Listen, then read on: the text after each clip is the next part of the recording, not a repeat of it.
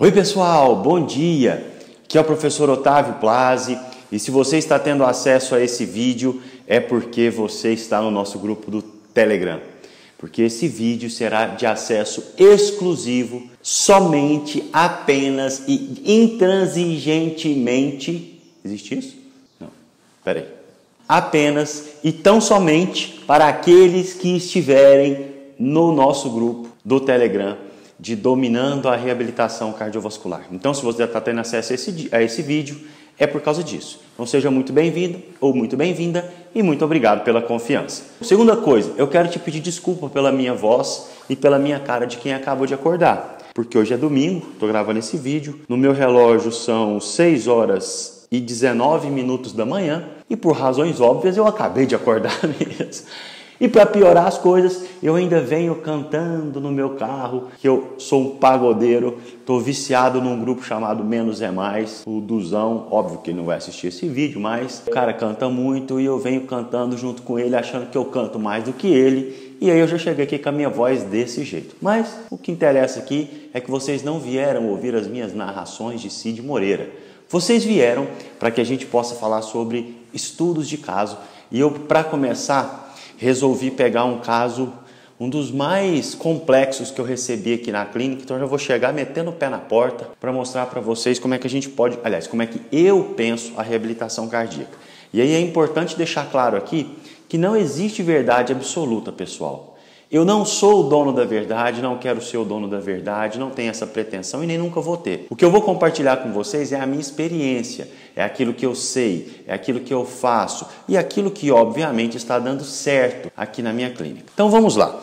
O paciente é o EIAM, tem 70 anos de idade, 1,78 m, 76 quilos, que dá um IMC de 24,14. Ele é aposentado, funcionário público aposentado, foi encaminhado pelo médico angiologista aqui da minha cidade com diagnóstico de DAOP, doença arterial obstrutiva periférica. E veio aqui para a clínica no final de novembro de 2018, quer dizer, em novembro de 2019 fez um ano, dezembro, janeiro, fevereiro, março, abril, maio, junho, julho, ele está com a gente há 1 ano e 8 meses, ou seja, já passou pela fase 2, já passou pela fase 3, está em fase 4. E aí você vira para mim e fala assim, Otávio, mas fase 4 não tem que fazer fora da clínica?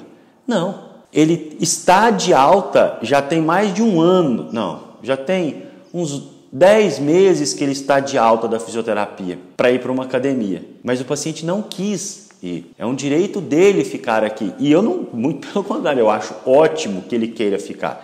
Eu acho um bom sinal. Agora vamos entender o seguinte, a gente não pode prender o paciente aqui, a ideia não é essa. A gente não ganha dinheiro na reabilitação cardíaca mantendo um paciente aqui a vida inteira.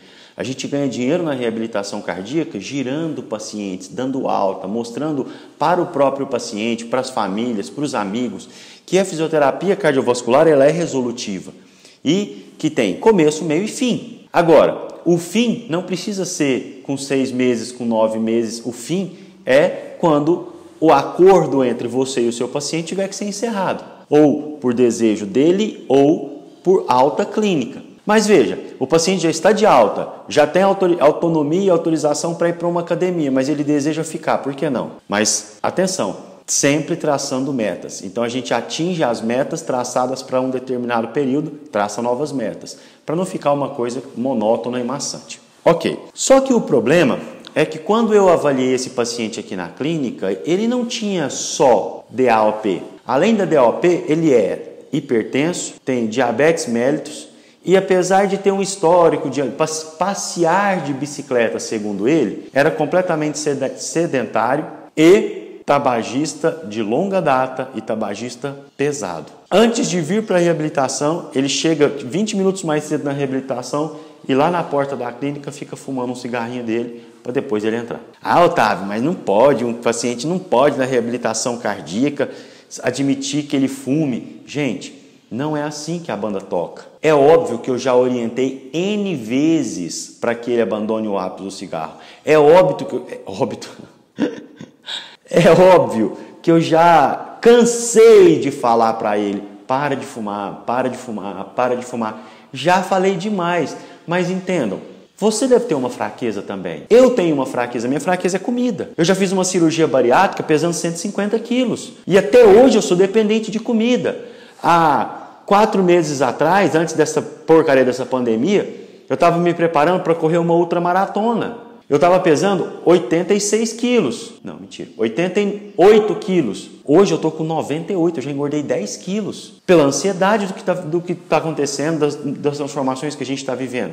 Então, se eu não tenho força para controlar o que eu como que eu vou tacar pedra no paciente que não tem força de parar de fumar? Quem sou eu? Que moral que eu tenho para isso? Tá, é meu papel para orientar, falar que não deve, que não é o ideal? Ele sabe disso mais do que eu.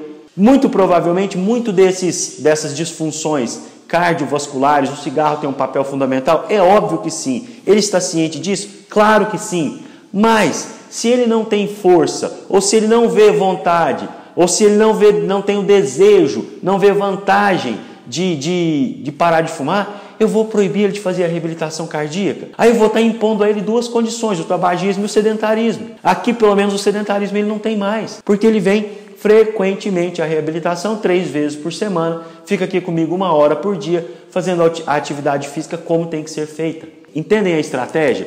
Conseguem perceber que tudo é um jogo de xadrez? Ele movimenta uma peça, eu movimento outra.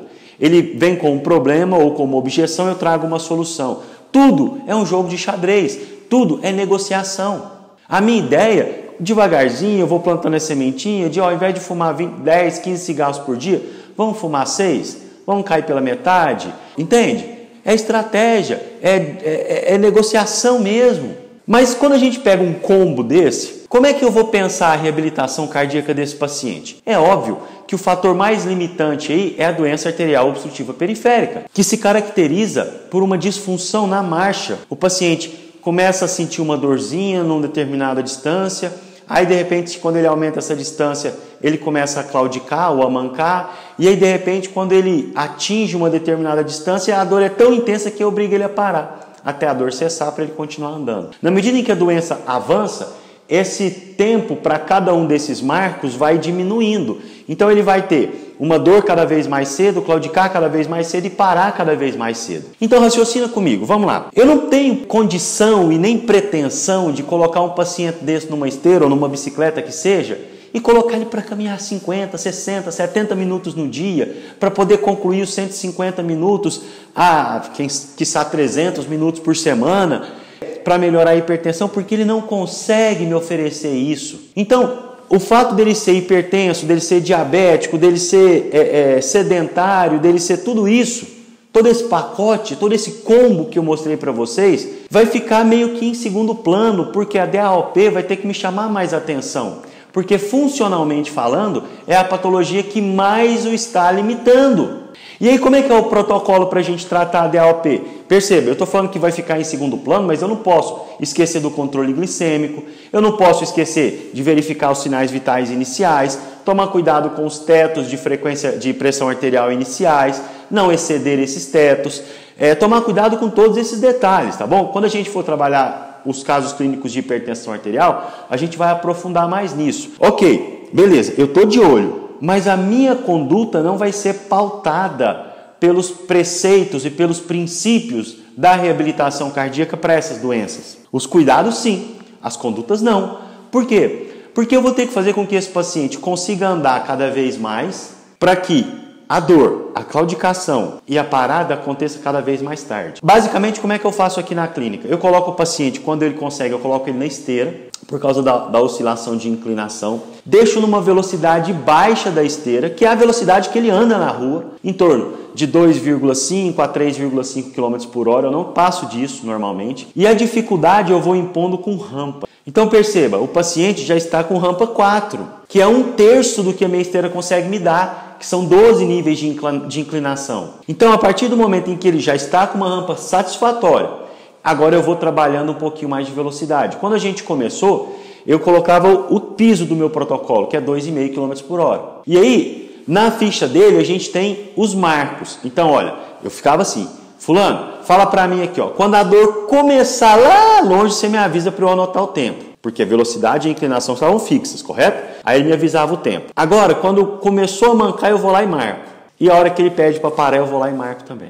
E esse acompanhamento, ele tem que ser feito sessão após sessão. Por quê? Eu só vou aumentar a velocidade ou pensar em aumentar a inclinação quando o efeito da terapia já estiver evidente. Quando a gente já conseguir notar que esse paciente está demorando mais para sentir a dor, demorando mais para claudicar e que esteja fazendo 20, 25, 30 minutos direto, sem ter que parar, como é o caso do paciente hoje. Entenderam o raciocínio do tratamento da DAOP? Eu não vou pensar em atingir frequência cardíaca alvo, eu não vou pensar em durar 70 minutos, 80 minutos de aeróbico para conseguir bater a meta dos 150. Não é esse o foco nessa etapa de tratamento. O tratamento para doença arterial obstrutiva periférica tem como objetivo fazer com que esse paciente consiga andar uma maior distância, ter mais funcionalidade na marcha. E para isso, a esteira é um instrumento fantástico. Além desse protocolo da parte aeróbica, que é fundamental, é também de vital importância que a gente faça um trabalho de reforço da musculatura, de membro inferior, de membro superior, óbvio, mas com muita ênfase em quadríceps, isquio, musculaturas laterais de coxa, musculaturas laterais e mediais de coxa e panturrilha. Muita ênfase na panturrilha. Lembre-se, um músculo forte vai conseguir, dentro do seu próprio metabolismo, fazer com que ele absorva melhor o oxigênio que está sendo ofertado para ele. Então, para a gente concluir a ideia, como é que é o protocolo que eu, veja bem, de novo eu vou frisar isso, todos esses protocolos que eu estou dividindo com vocês são os protocolos que eu utilizo na minha rotina clínica, na minha prática clínica. Como é que é o protocolo que eu utilizo?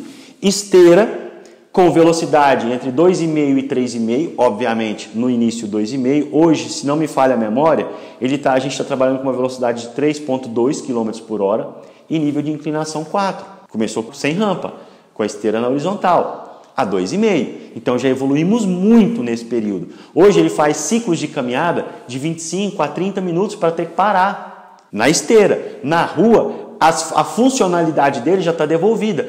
Ele tinha que ir da casa até o supermercado, ele não conseguia ir, ele vai e volta. Ele tinha que ir da casa dele até a casa da namorada, ele não conseguia ir, ele vai e volta. Aliás, não volta, né? Porque às vezes quando vai na casa da namorada demora a voltar. Mas, amém, que assim seja. Ele vai lá no centro da cidade. Esse dia ele chegou para mim até brincando, falou, o povo da 20 de agosto, que é a avenida principal do centro aqui de Catalão, tá com raiva de você. Falei, o que foi, fulano? Falou, não, é porque antes eu comandava na 20 de agosto, eu tinha que ficar entrando de loja em loja para parar e descansar, e eu acabava comprando uma coisa e outra. Agora eu passo reto naquela avenida. Então, gente, o protocolo que eu estou desenvolvendo com ele está sendo bem sucedido. E aí a importância das nossas reavaliações periódicas. E aí já vou fazer um jabazinho aqui.